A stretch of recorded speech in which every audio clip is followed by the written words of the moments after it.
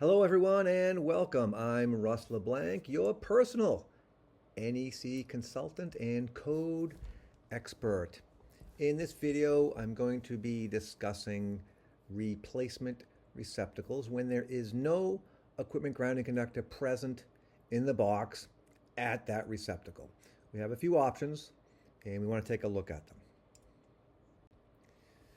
Okay, so we want to look first at 406.4D. This is the general requirement, and it says replacement of receptacles shall comply with 406.4D1 through D8 as applicable. I'm not going to go over all of them. I'm going to really focus on 406.4D2. Again, replacing receptacles when there's no equipment ground there. Okay, 406.4D2 says this, where attachment to an equipment grounding conductor, also known as an EGC, does not exist in the receptacle enclosure. There's no equipment ground there. The installation shall comply with 406.4D2A, B, or C. You have three options. Now, what type of wiring would there be that did not include an equipment grounding conductor? Well, knob and tube is one of those older wiring methods that did not provide an equipment grounding conductor with the circuit conductors. It was just a hot and a neutral. No equipment grounding conductors. There's a lot of old houses, and you might encounter knob and tube wiring with a receptacle, and there's no equipment ground, and the customer says, I need this replaced. What are your options? Another situation is when you encounter some old Romex or NM cable. Now, pre-1960s, very good chance that the Romex or the NM cable did not have an equipment ground. There was just a black and a white. No equipment grounding conductor. Now there were major changes in the 60s that affected the wiring methods. They started getting away from the cloth wiring methods and went more to the PVC type of a jacket. And that is true for Romex as well. And so more modern Romex has the equipment ground with the circuit conductors. And it could be bare or it could be insulated. Typically I see bare, but I have seen Romex cables with a green insulated equipment grounding conductor. And there's some other older wiring methods, maybe some old BX cable without the internal aluminum bonding strip. We could say, well, that's not really an equipment ground. That jacket can't really carry a fault. So that might be another example where there's really not an equipment grounding conductor present in the box where the receptacle is. But you need to replace the receptacle. What are our options when there is no equipment grounding conductor there? Okay, first option is 406.4D2A. If there's a non-grounding type receptacle there and it's broken, or maybe the customer just wants to change colors, you can just swap it one for one. You can take out the non-grounding type receptacle and put in another non-grounding type of receptacle. Code compliant. Absolutely an option. They still make these. You can buy them and install them for replacement purposes only. All right, now we get to 406.4D2B, and there's three sentences here. I'm going to focus on one sentence at a time. What's our second option? Right, we don't want to put in a non-grounding type receptacle. So our second option is this. A non-grounding type receptacle is permitted to be replaced with a GFCI type of receptacle or a ground fault circuit interrupter type of receptacle. All right, so we can take out the ungrounded or the non-grounding type of receptacle and we can put in a GFCI type of receptacle. There's more to this requirement, though. We have to look at the second sentence. Second sentence says, these receptacles or their plates shall be marked no equipment ground. All right, so something like that. And sometimes the GFCIs even come with stickers provided from the manufacturer that say no equipment ground, or even GFCI-protected, maybe both. So you could use those manufacturer-provided labels, or you can put your own on if you want. That's fine. There's all kinds of label makers. You can make a label and do that. No problem. Now, there's a third sentence, right? I think so far everything is pretty straightforward, seems to make sense. Third sentence kind of gets a little weird, and we'll need to explain what I think is the intent of the wording there. Okay, third sentence says an equipment grounding conductor shall not be connected from the GFCI type of receptacle to any outlet supplied from the GFCI receptacle. Now, wait a minute. Didn't we already establish that there was no equipment grounding conductor present in the box? What could they be talking about in this sentence then? There is no equipment ground. What are they talking about? Well, I'll show you what I think they're talking about. I just think it's a misuse of the term equipment grounding conductor here, because there is a definition for that. I have a diagram. Okay, so if you take a look at this diagram, you'll see the feed for the GFCI is just the black and the white, and that feeds the bottom or the line side of the GFCI receptacle. All right, and then the load side comes off the top of the GFCI. Now, that black and white on the load side, those are GFCI-protected wires, and they're feeding the duplex receptacle. All right, and then we have this other wire, which could be a bare wire, could be a green. You'll see that one with the red arrow pointing to it saying, this wire must not be connected. I'm pretty sure that's the wire they're talking about in that third sentence. That bare wire or that green wire, which would normally be an equipment grounding conductor. But remember, there is no equipment grounding conductor. So what the heck are they talking about there? Well, let me show you why we would not want to connect that wire first. All right, you see that fault happening there? Remember, the fault is on the line side of the GFCI, the feed side, right? So those wires are not GFCI protected. Well, if that bare wire comes in contact with a portion of that wire or the terminal, and it energizes that bare wire, look at where that bare wire is connected to. It's connected to the grounding terminal of the duplex receptacle. That's not GFCI protected. That fault you're seeing from the bare wire to that line side black wire, that wire is not GFCI protected. So if you plug something into that duplex receptacle, that ground prong would be energized. You would be killed. You could be electrocuted if you grab that metal tool or that drill or whatever it happened to be, whatever piece of equipment was plugged in there.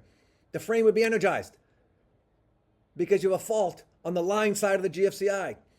That's the wire I'm pretty sure they're talking about in that third sentence, saying you don't want to connect that wire.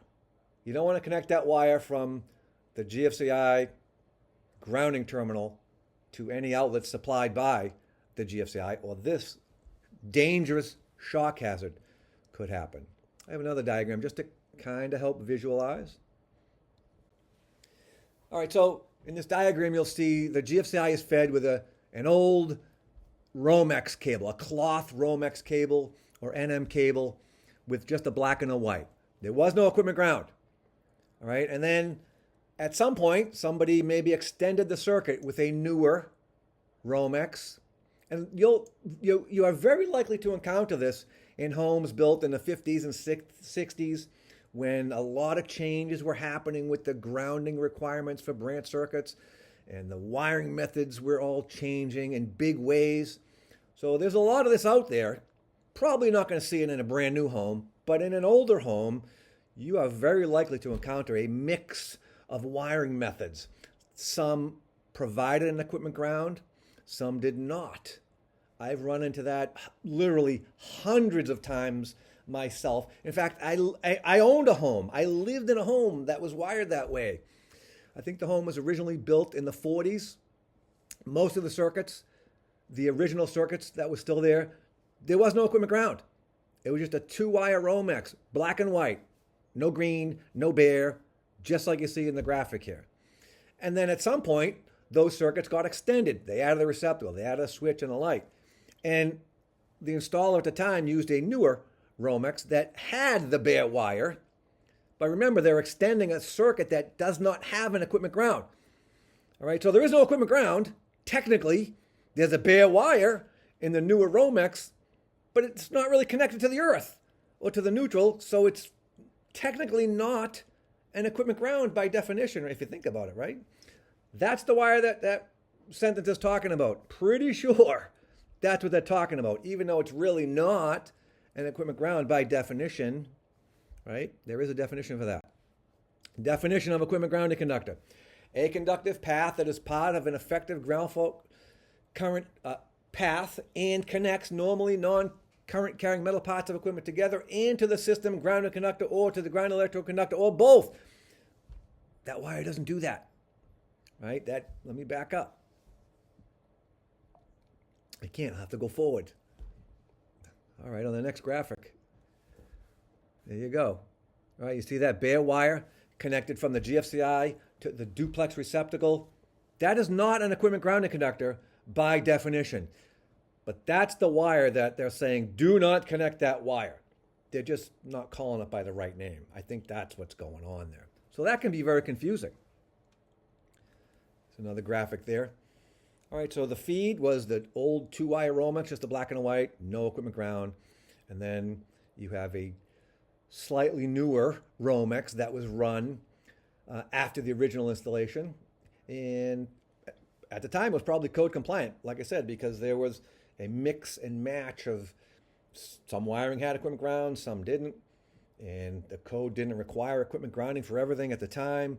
So I've seen it hundreds of times myself. And so you might encounter something like that. Can't do this new, but you certainly might encounter it in an older home that was built in the 50s and 60s when there was all kinds of different wiring methods being used, some with grounds and some without. So that bare wire that you see run in the Romex from the GFCI receptacle to the duplex receptacle, that's the wire we don't want you to connect. Because if a fault happens on that, on the bare wire, if that comes in contact with the line side wire of the GFCI, it's energized without GFCI protection. That's really, really dangerous. Again, the problem is the code is saying you can't connect an equipment ground from the grounding terminal of the GFCI to any outlet supplied by the GFCI. Well, technically, since that wire doesn't meet the definition of an equipment grounding conductor, we could connect it because it ain't an equipment grounding conductor. I don't think that's what we should be doing, though. But on a technicality, if you think about it, right, if it's not an equipment ground, then that's not the wire that's prohibited. Ooh, I think that's the wire they're trying to prohibit, though. So I think they should probably change the wording there. Pretty sure that's going to happen for 2026. So in 2026, what's going to happen? I predict that the wording will change. It's going to be a new code section. It's going to be 406.12 D2B. And connecting that wire will be prohibited. They'll straighten that wording out. The wording that says, it's an equipment grounding conductor when it's really not by definition. So hopefully that clarifies that. Now let's go on to 406.4 D2C. We have another option for replacing a non-grounding receptacle when there is no equipment ground. So let's look at that option. And again, we have multiple sentences, so I'm going to break it down sentence by sentence. First sentence, a non-grounding type of receptacle shall be permitted to be replaced with a grounding type receptacle where supplied through a GFCI.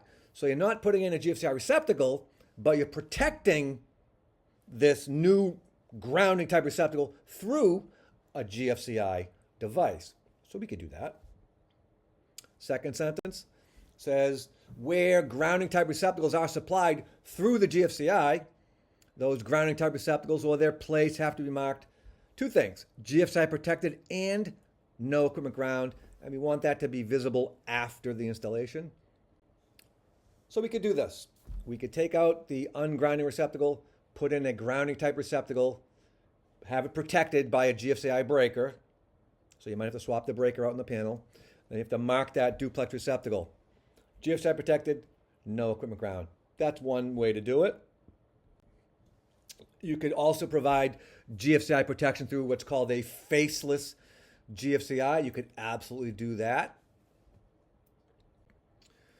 Or you could protect that duplex receptacle, the grounding type duplex receptacle, through a GFCI receptacle. You could do that.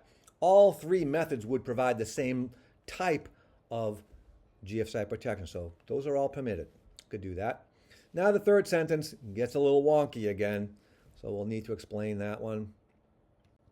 Third sentence, an equipment grounding conductor, or an EGC, shall not be connected between the grounding type receptacles.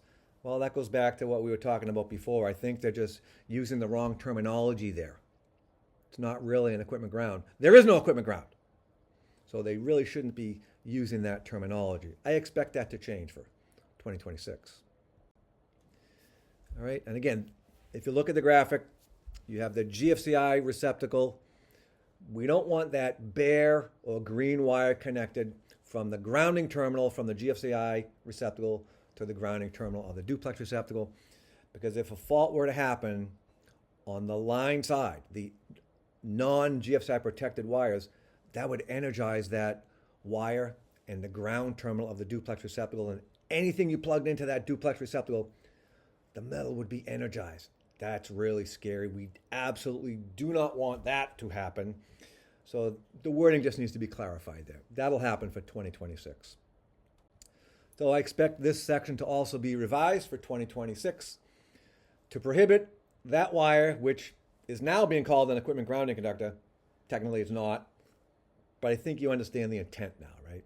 Normally it would be used for equipment grounding, but there is no equipment ground in the branch circuit supply, so you can't say that this wire between receptacle to receptacle is an equipment ground. It's not. That's the wire we don't want to connect. Thank you for watching. If you want any more information, I have some really cool videos and pictures and links to podcasts on my website, russellblank.net. See you in the next video.